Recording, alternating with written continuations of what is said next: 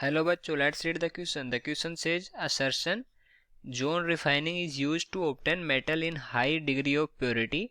During electro refining pure metal is liberated at cathode.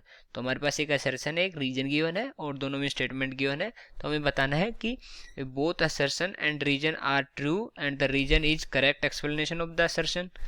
Assertion and region are true but region is not a correct explanation of the assertion. Assertion is true but region is false. Assertion is false but region is true. तो इन जो चार जो हमारे पास combination है इनमें से बताना है कि कौन सा कॉम्बिनेशन इस जो असर्शन और रीजन गिवन है इनके लिए करेक्ट है. तो फर्स्ट ऑफ ऑल हम लिखेंगे इस क्वेश्चन के लिए की कॉन्सेप्ट. इस क्वेश्चन का जो की कॉन्सेप्ट हो जाएगा वो क्या हो जाएगा, zone refining and electro refining ये हो जाएगा इस क्वेश्चन के लिए की कॉन्सेप्ट. तो सबसे पहले हम लिखते हैं जोन रिफाइनिंग. और इस जोन रिफाइनिंग का जो प्रिंसिपल होता है किस प्रिंसिपल पे बेस्ड होती है, जिसका मेन प्रिंसिपल होता है वो होता है कि जो इम्प्योरिटीज है, impurities are more soluble in the melt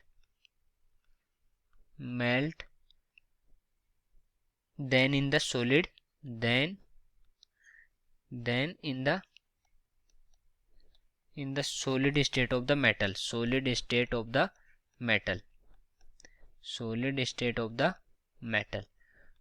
तो इसका क्या मतलब हुआ कि जो इम्प्योरिटीज हैं वो मोर सोल्यूबल होती है, उसकी जो मोल्टन फॉर्म होती है किसी भी मेटल की उसमें ज़्यादा सोल्यूबल होती है, ना कि जो हमारा सॉलिड स्टेट होती है उस मेटल की उसमें. ओके, तो इसके बेस पे हम क्या करते हैं, जोन रिफाइनिंग करते हैं. जोन रिफाइनिंग में क्या होता है फिर कि जो हम एक हीटर लेते हैं और जो एक हमारी मेटल है उसको इसके नीचे हम हीटर रखते हैं.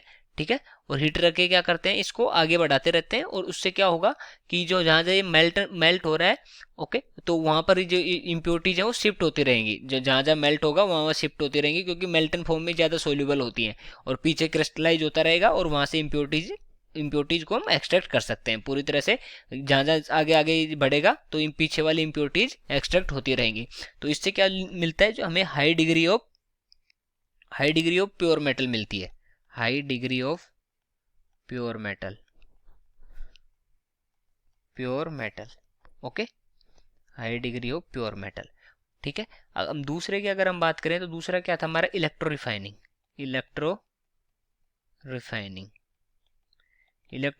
क्या करते हैं, हम एक एनोड लेते हैं, एक कैथोड लेते हैं और उस एनोड कैथोड पे कौन कौन सी मेटल्स होती हैं. जो हमारा एनोड होता है तो इम्प्योर मेटल होती है, इम्प्योर मेटल तो वो होती है हमारी एनोड पे.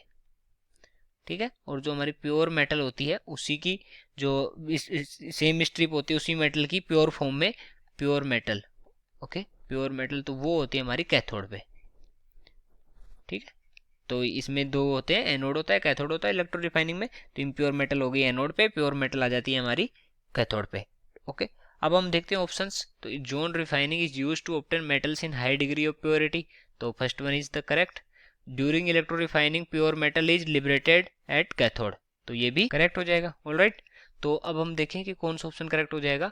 एक करेक्ट है, जो असर्शन है वो करेक्ट है, रीजन भी करेक्ट है, पर ये करेक्ट एक्सप्लेनेशन नहीं है क्योंकि दोनों में अलग अलग बातें की हुई है. एक में जोन रिफाइनिंग के बारे में, एक इलेक्ट्रो रिफाइनिंग के बारे में. तो मतलब इसका एक करेक्ट एक्सप्लेनेशन नहीं है, बट दोनों इंडिविजुअली करेक्ट है. तो कौन सा ऑप्शन करेक्ट हो जाएगा हमारा इसके अकॉर्डिंग, तो सेकंड ऑप्शन है वो करेक्ट हो जाएगा. So I hope you understood it well. Best of luck.